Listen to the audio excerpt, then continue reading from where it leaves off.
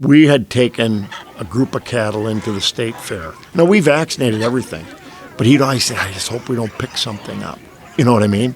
But we did that year. And for an entire year, we had this cough throughout the entire herd, and he was treating cattle every day. We got it under control. And I'll never forget, one night we got done milking. And when we got done milking, we'd always take a walk back just to kind of see how things were.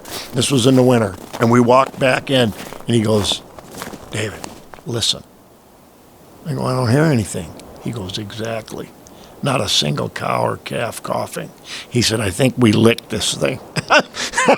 This is David Kuhtz. He comes from a long line of farmers dating all the way back to his grandfather, Conrad, who established the Kuhtzdale farm in 1919. Despite enduring a barn fire and the Great Depression, the farm persevered. In 1962, the farm was passed down to David's father, Bill, as well as David's uncles, Jim and Short, who managed the farm with David's 10 siblings. Everybody was involved in one way or another on that farm.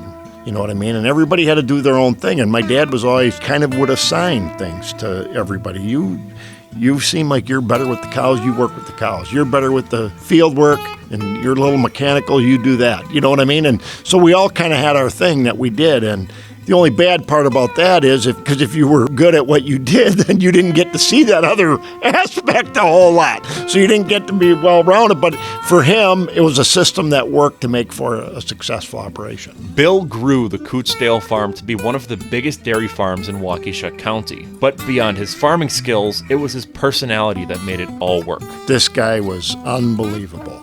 And he was so good with people, and he knew how to make people feel comfortable, and he could joke around with them. People really, really appreciated that. And the stress of being on a farm and everybody working hard, you need that. It lightens the moment, and it keeps you from getting, because there's times, it's like, oh, I got to keep doing this, but that sense of humor just went a long ways. He was a very smart guy, and he knew what he wanted, and he was very progressive.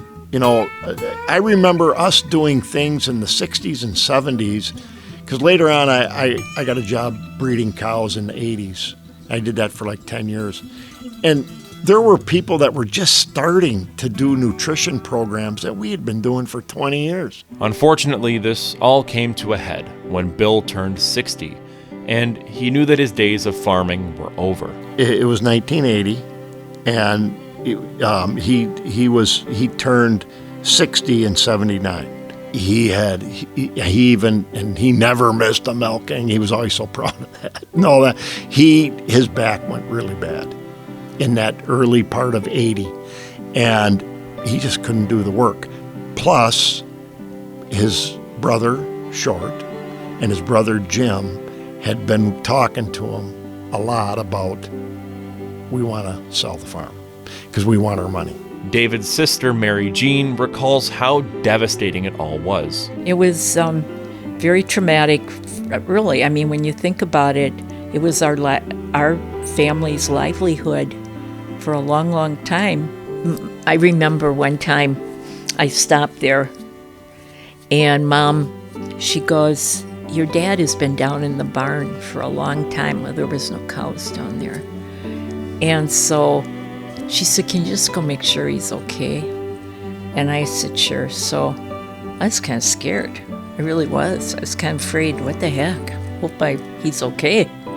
But he was just wandering around down by the barn. I said, Dad, are you okay? He goes, yeah, I'm fine. He always talked with that hoarse voice. Bill Kuhtz would pass away in 2003.